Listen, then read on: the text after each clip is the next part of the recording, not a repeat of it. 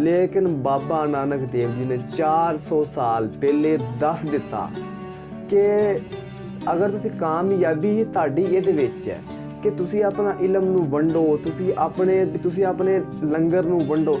मेरा एक अगर मैं अपनी मुसलमानीत दी नज़र विच वेखां ना, अगर यही सिखिज़म दा निज़ाम जिहड़ा बाबा नानक देव जी ने दस्सिया वै कि अस्सलाम वालेकुम व्यूअर्स, उम्मीद करना कि तुसीं सारे ठीक ठाक होवोगे। टाइटल तुसीं देख लिया होएगा, टाइम आपां बिल्कुल ज़ाया नहीं करना। अज दी वीडियो बड़ी ज़्यादा इंटरस्टिंग है, खास तौर पर मेरे वास्ते, क्योंकि मुसलमान दे नाल एक बड़ा वड्डा चमत्कार होया वै। पहले आप वीडियो देखने तो उस बाद आप राइट करने देखने एवं किहड़ा एडा वड्डा चमत्कार होया वै। WhatsApp आउंदे आ, इंस्टाग्राम आउंदे आ, फेसबुक आउंदे आ। फेसबुक ते मेरे पेज नूं लाइक करो, WhatsApp ते मैनूं इदां दी वीडियो मजीद सेंड करो। सो आओ वीडियो स्टार्ट करिए। ਸਾਰੇ ਧਰਮਾਂ ਦਾ ਇੱਕ ਹੀ ਉਦੇਸ਼ ਹੈ ਕਿ ਉਹ ਪਰਮਾਤਮਾ ਇੱਕ ਹੈ। ਬਸ ਉਸ ਨੂੰ ਯਾਦ ਕਰਨ ਦੇ ਤਰੀਕੇ ਅਲੱਗ-ਅਲੱਗ ਹਨ, ਪਰ ਉਹ ਨਿਰੰਕਾਰ ਪ੍ਰਭੂ ਇੱਕ ਹੈ। ਉਸ ਵਿੱਚ ਕੋਈ ਭੇਦ ਨਹੀਂ ਹੈ। ਕੋਈ ਰਾਮ ਰਾਮ ਕਰਕੇ ਤੇ ਕੋਈ ਅੱਲਾ ਅੱਲਾ ਕਰਕੇ ਉਸ ਨੂੰ ਯਾਦ ਕਰਦਾ ਹੈ। ਉਹ ਇੱਕ ਹੈ ਜਿਸ ਨੇ ਸਾਰੀ ਸ੍ਰਿਸ਼ਟੀ ਰਚੀ ਹੈ। ਇੱਕ ਓੰਕਾਰ, ਉਹ ਨਿਰੰਕਾਰ ਇੱਕ ਹੈ ਜੋ ਕਿਸੇ ਵਿੱਚ ਵੀ ਭੇਦ ਨਹੀਂ ਕਰਦਾ। ਉਸ ਦੇ ਲਈ ਸਾਰੇ ਸਮਾਨ ਰੂਪ ਹਨ। परमात्मा की प्राप्ति हर कोई पाना चाहता है। असल विच मनुखा जीवन का असल मकसद ही परमात्मा के नाल मिलाप है, जो बंदा दुनिया दे विच आके भुल जाता है। हर कोई उसनूं पाउण दीआं कोशिशां तां करदा है, पर कोई प्यार सत्कार वाला बिरला ही उस दे नाम सिमरन दे नाल उस प्रभु तक पहुँच सकिया है। साडे गुरु पीर संत महापुरुष आदि सारे परमात्मा दे नाल मिलाप दा एक जरिया जां फिर विचोला हुंदे हन, अते उस परमात्मा दा प्यार कोई भी धर्म जां जात नहीं देखदा।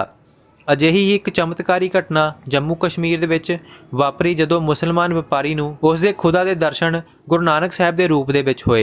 संत बाबा अत्तर सिंह जी मस्तूआणा साहब वाले सारी उम्र उन्हां ने धर्म प्रचार अते अमृतपान करवाउण दे विच लगा दित्ती। सेवा भावना ते नाम सिमरन दी जिउंदी जागती मूरत बाबा अत्तर सिंह जी एक बार जम्मू विखे गुरुद्वारा छेवें पातशाही विच दीवान लगाउण पहुंचे सन। छेवें पातशाह जी का उत्थे चरण छोर प्राप्त गुरुद्वारा साहब मौजूद है। दीवाना विच अमृत वेले आसा जी की वार का कीर्तन बाबा जी खुद करिया करते सी, अते बाद विच नाम सिमरन दे विच हाजरियां भी भरते सी। फिर सूरज चढ़न तो बाद बाबा जी सेहत वास्ते सैर दे लई 8-9 किलोमीटर चले जाते सी। एक दिन इसी तरह बाबा जी सैर ते निकले ते थोड़ी दूर जाण ते वो एक बाग दे कोल पहुंचे।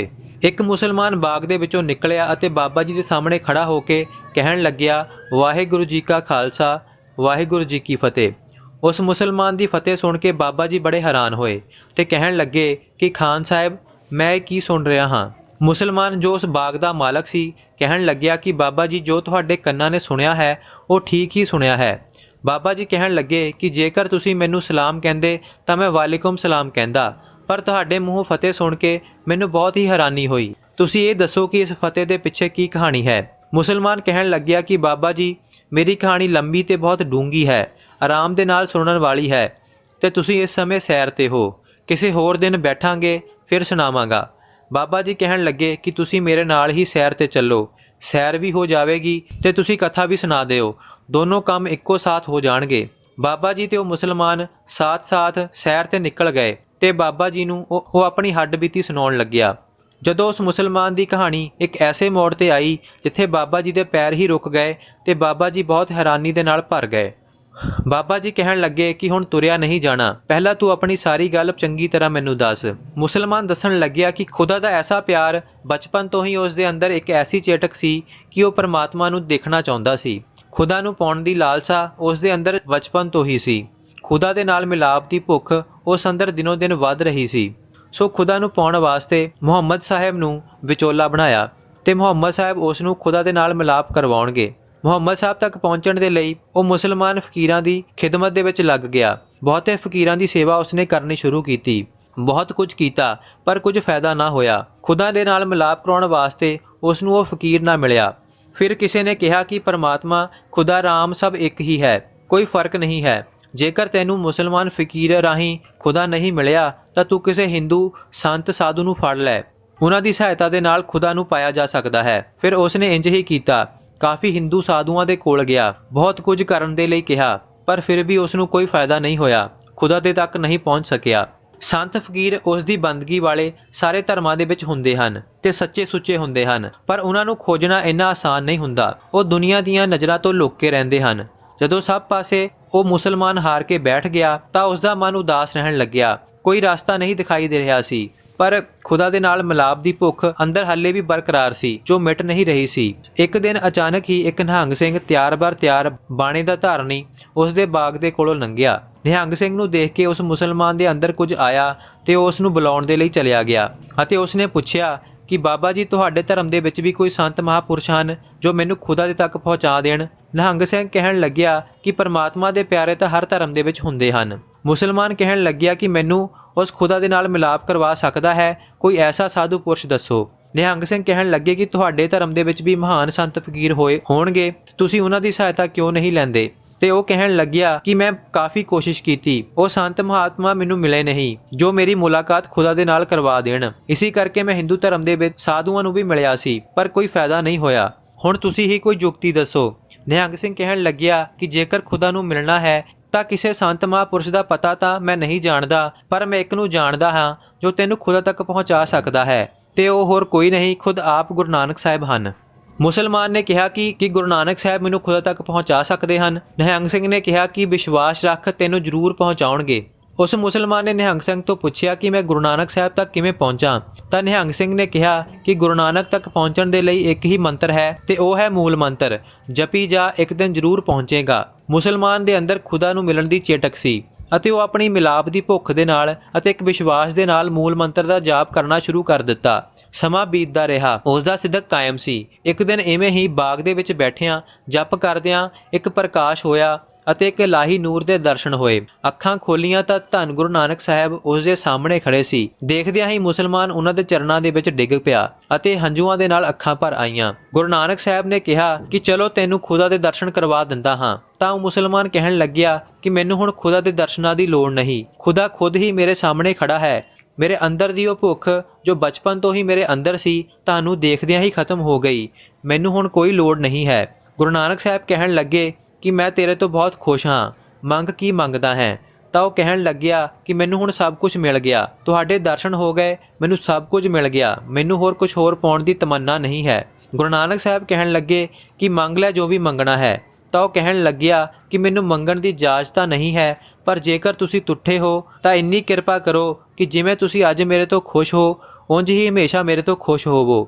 ਗੁਰੂ ਨਾਨਕ ਸਾਹਿਬ ਕਹਿਣ ਲੱਗੇ ਜੇਕਰ ਮੇਰੀ ਖੁਸ਼ੀ ਚਾਹੁੰਦਾ ਹੈ ਤਾਂ ਮੇਰੀ ਖੁਸ਼ੀ ਇੱਕ ਚੀਜ਼ ਦੇ ਵਿੱਚ ਹੀ ਹੈ। ਗੁਰੂ ਸਾਹਿਬ ਨੇ ਪੁੱਛਿਆ ਕਿ ਤੇਰਾ ਕਾਰੋਬਾਰ ਕੀ ਹੈ? ਤਾਂ ਉਹ ਕਹਿਣ ਲੱਗਿਆ ਕਿ ਇਹ ਬਾਗ ਹੀ ਮੇਰੀ ਰੋਜੀ ਰੋਟੀ ਹੈ। ਤਾਂ ਗੁਰੂ ਸਾਹਿਬ ਨੇ ਉਸ ਨੂੰ ਕਿਹਾ ਕਿ ਇਹ ਬਾਗ ਦਾ 1/2 ਹਿੱਸਾ ਖੁਦਾ ਦੇ ਨਾਮ ਕਰ ਦੇ ਅਤੇ ਉਸ ਹਿੱਸੇ ਦੀ ਕਮਾਈ ਤੋਂ ਲੰਗਰ ਲਗਾਇਆ ਕਰ। ਜੋ ਲੰਗਰ ਦੇ ਵਿੱਚ ਸੇਵਾ ਕਰਦਾ ਹੈ ਮੈਨੂੰ ਉਹ ਅਤ ਪਿਆਰਾ ਹੈ ਤੇ ਮੈਂ ਉਸ ਤੋਂ ਖੁਸ਼ ਹਾਂ। ਉਸ ਦਿਨ ਉਸ ਨੇ ਆਪਣੇ ਬਾਗ ਦਾ ਅੱਧਾ ਹਿੱਸਾ ਗੁਰੂ ਨਾਨਕ ਸਾਹਿਬ ਦੇ ਨਾਮ ਕਰ ਦਿੱਤਾ ਤੇ ਉਸ ਦੀ ਕਮਾਈ ਦੇ ਨਾਲ ਉਹ ਲੰਗਰ ਲਗਾਉਣਾ ਸ਼ੁਰੂ ਕਰ ਦਿੱਤਾ। ਉਸ ਮੁਸਲਮਾਨ ਨੇ ਬਾਬਾ ਅਤਰ ਸਿੰਘ ਜੀ ਨੂੰ ਦੱਸਿਆ ਮੁਸਲਮਾਨਾਂ ਵਾਸਤੇ ਮੁਸਲਮਾਨ ਲਾਂਗਰੀ ਤੇ ਹਿੰਦੂਆਂ ਵਾਸਤੇ ਹਿੰਦੂ ਲਾਂਗਰੀ ਰੱਖੇ ਹੋਏ ਹਨ ਤੇ ਉਸ ਦਾ ਲੰਗਰ 24 ਘੰਟੇ ਅਟੁੱਟ ਵਰਤਦਾ ਹੈ। ਸੋ ਵੀਵਰਸ, ਇਹ ਸੀ ਅੱਜ ਦੀ ਵੀਡੀਓ ਬੜੀ ਜ਼ਿਆਦਾ ਇੰਟਰਸਟਿੰਗ ਸੀ ਕਿਉਂਕਿ ਉਹ ਮੁਸਲਮਾਨ ਸੀ ਜਿਹਦੇ ਨਾਲ ਐਡਾ ਵੱਡਾ ਚਮਤਕਾਰ ਹੋਇਆ ਹੈ। ਇੱਕ ਅਗਰ ਕੋਈ ਮੁਸਲਮਾਨ ਕੋਈ ਹਿੰਦੂ ਵੇਖੇਗਾ ਉਹਨੂੰ ਯਕੀਨ ਨਹੀਂ ਆਏਗਾ ਕਿ ਯਾਰ ਇਸ ਤਰ੍ਹਾਂ ਵੀ ਹੋ ਸਕਦਾ ਹੈ, ਪਰ ਹਕੀਕਤ ਇਹ ਹੈ ਕਿ ਇਸ ਤਰ੍ਹਾਂ ਹੀ ਹੈਗਾ ਵਾ।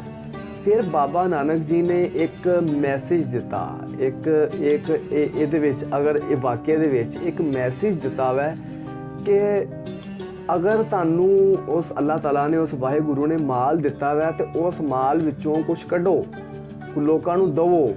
ਅਗਰ ਤੁਹਾਨੂੰ ਕੋਈ ਜ਼ੇਨ ਦਿੱਤਾ ਵਾ, ਜ਼ੇਨ ਵਿੱਚੋਂ ਕੁਛ ਲੋਕਾਂ ਨੂੰ ਦਵੋ। ਅਗਰ ਤੁਸੀਂ ਖਲੋਤੇ ਜੇ ਤੇ ਕਿਸੇ ਨੂੰ ਰਸਤਾ ਦਵੋ। ਅਗਰ ਤੁਹਾਡੇ ਕੋਲ ਮਤਲਬ ਅਗਰ ਤੁਹਾਨੂੰ ਅੱਲਾਹ ਤਾਲਾ ਨੇ ਔਲਾਦ ਦਿੱਤੀ ਹੈ, ਔਲਾਦ ਨੂੰ ਅੱਛੇ ਰਸਤੇ ਲਾਓ। ਅਗਰ ਮੇਰੇ ਕਹਿਣ ਦਾ ਮਤਲਬ ਇਹ ਹੈ ਕਿ ਬਾਬਾ ਗੁਰੂ ਨਾਨਕ ਦਾ ਪੈਗਾਮ ਇਹ ਹੈ, ਬਾਬਾ ਗੁਰੂ ਨਾਨਕ ਦੇਵ ਜੀ ਦਾ ਪੈਗਾਮ, ਉਹਨਾਂ ਦਾ ਮੈਸੇਜ ਹੀ ਇੱਕ ਹੈ। ਅੱਲਾਹ ਤਾਲਾ ਨੇ ਇਨਸਾਨ ਨੂੰ ਜਿਹੜੀ ਚੀਜ਼ ਨਾਲ ਜਿਹੜੀ ਸਲਾਹੀਅਤ ਨਾਲ ਨਵਾਜ਼ਿਆ ਵੈ ਉਹ ਦੁਨੀਆ ਨੂੰ ਦਵੇ। ਉਹ ਜਿੰਨੀ ਦੇਗਾ ਉਹਦੇ ਕੋਲ ਉਨੀ ਜ਼ਿਆਦਾ ਹੋਰ ਵਧੇਗੀ। ਮਾਲ ਉਹ ਦੇਗਾ, ਮਾਲ ਵਧੇਗਾ, ਲੰਗਰ ਲਾਏਗਾ, ਲੰਗਰ ਦਾ ਖਾਤਮਾ ਨਹੀਂ ਹੋਏਗਾ। ਰਸਤਾ ਦੇਗਾ, ਰਸਤਾ ਉਹਨੂੰ ਬੜੇ ਜ਼ਿਆਦਾ ਮਿਲਣਗੇ। ਇੱਕ ਬਾਬਾ ਜੀ ਦਾ ਪੈਗਾਮ ਹੈ ਜਿਹੜਾ ਅੱਜ ਇਸ ਪੈਗਾਮ ਦੇ ਉੱਤੇ ਚੱਲੇਗਾ। ਅੱਜ ਦੁਨੀਆ ਦੇਖੋ, ਸਾਰੀ ਦੁਨੀਆ ਅੱਜ ਮਤਲਬ ਕਿ ਆਪਣੇ ਆਪ ਨੂੰ ਕਾਮਯਾਬ ਬਣਨਾ ਚਾਹੁੰਦੀ ਹੈ, ਬਣਾਉਣਾ ਚਾਹੁੰਦੀ ਹੈ ਕਿ ਮੈਂ ਫਲਾਣੇ ਅਹੁਦੇ ਤੇ ਪਹੁੰਚ ਜਾਵਾਂ, ਮੈਂ ਇੱਧਰ ਪਹੁੰਚ ਜਾਵਾਂ। ਲੇਕਿਨ ਬਾਬਾ ਨਾਨਕ ਦੇਵ ਜੀ ਨੇ 400 ਸਾਲ ਪਹਿਲੇ ਦੱਸ ਦਿੱਤਾ ਕਿ ਅਗਰ ਤੁਸੀਂ ਕਾਮਯਾਬੀ ਹੀ ਤੁਹਾਡੀ ਇਹਦੇ ਵਿੱਚ ਹੈ ਕਿ ਤੁਸੀਂ ਆਪਣਾ ਇਲਮ ਨੂੰ ਵੰਡੋ, ਤੁਸੀਂ ਆਪਣੇ ਲੰਗਰ ਨੂੰ ਵੰਡੋ। ਅਗਰ ਮੈਂ ਆਪਣੀ ਮੁਸਲਮਾਨੀਅਤ ਦੀ ਨਜ਼ਰ ਵਿੱਚ ਵੇਖਾਂ ਨਾ, ਅਗਰ ਇਹੀ ਸਿੱਖੀਜ਼ਮ ਦਾ ਨਿਜ਼ਾਮ ਜਿਹੜਾ ਬਾਬਾ ਨਾਨਕ ਦੇਵ ਜੀ ਨੇ ਦੱਸਿਆ ਵੈ ਕਿ ਲੰਗਰ ਲਾਓ, ਆਪਣੇ ਮਾਲ ਦੇ ਵਿੱਚੋਂ 1/10 ਮਤਲਬ ਕਿ ਜਿਹੜਾ ਇੱਕ ਹਿੱਸਾ ਵੈ, ਉਹ 10 ਮਤਲਬ ਕਿ ਜਿਹੜਾ 10ਵਾਂ ਹਿੱਸਾ ਹੈ ਉਹਦਾ ਤੁਸੀਂ ਲੰਗਰ ਲਾਓ, ਗਰੀਬਾਂ ਨੂੰ ਤੁਸੀਂ ਦਿਓ। ਮੈਂ ਕਹਿੰਦਾ ਕਿ ਅਗਰ ਇਹੀ ਕਾਨੂੰਨ, ਇਹੀ ਸਿਸਟਮ ਅੱਜ ਪੂਰੀ ਦੁਨੀਆ ਦੇ ਵਿੱਚ ਹੋ ਜਾਵੇ, ਪੂਰੀ ਦੁਨੀਆ ਦੇ ਵਿੱਚ ਕੋਈ ਭੁੱਖਾ ਰਹੇਗਾ ਹੀ ਨਹੀਂ। ਮੇਰਾ ਇੱਕ ਆਪਣਾ ਯਕੀਨ ਹੈ, ਮੇਰਾ ਇੱਕ ਆਪਣਾ ਈਮਾਨ ਹੈ। ਤੇ ਬਾਕੀ ਵੀਡੀਓ ਬੜੀ ਜ਼ਿਆਦਾ ਇੰਟਰਸਟਿੰਗ ਸੀ, ਇੱਕ ਬੜਾ ਵੱਡਾ ਚਮਤਕਾਰ ਸੀ। ਤੇ ਅੱਜ ਦੀ ਵੀਡੀਓ ਵਾਸਤੇ ਇੰਨਾ ਹੀ ਹੈ। ਇਹ ਮੇਰਾ ਇੱਕ ਆਪਣੇ ਜਜ਼ਬਾਤ ਸੀ, ਮੇਰਾ ਇੱਕ ਆਪਣਾ ਖਿਆਲ ਸੀ ਵੀ ਤੁਹਾਡਾ ਕੀ ਖਿਆਲ ਹੈ, ਤੁਹਾਡੇ ਕੀ ਜਜ਼ਬਾਤ ਹੈ, ਤੁਸੀਂ ਥੱਲੇ ਕਮੈਂਟ ਬਾਕਸ ਵਿੱਚ ਮੈਨੂੰ ਲਾਜ਼ਮੀ ਦੱਸੋ। ਸੋ ਇਹ ਸੀ ਅੱਜ ਦੀ ਵੀਡੀਓ। ਮਿਲਾਂਗੇ ਤੁਹਾਨੂੰ ਅਗਲੀ ਵੀਡੀਓ ਵਾਸਤੇ। ਇਜਾਜ਼ਤ ਚਾਹੁੰਦੇ ਹਾਂ।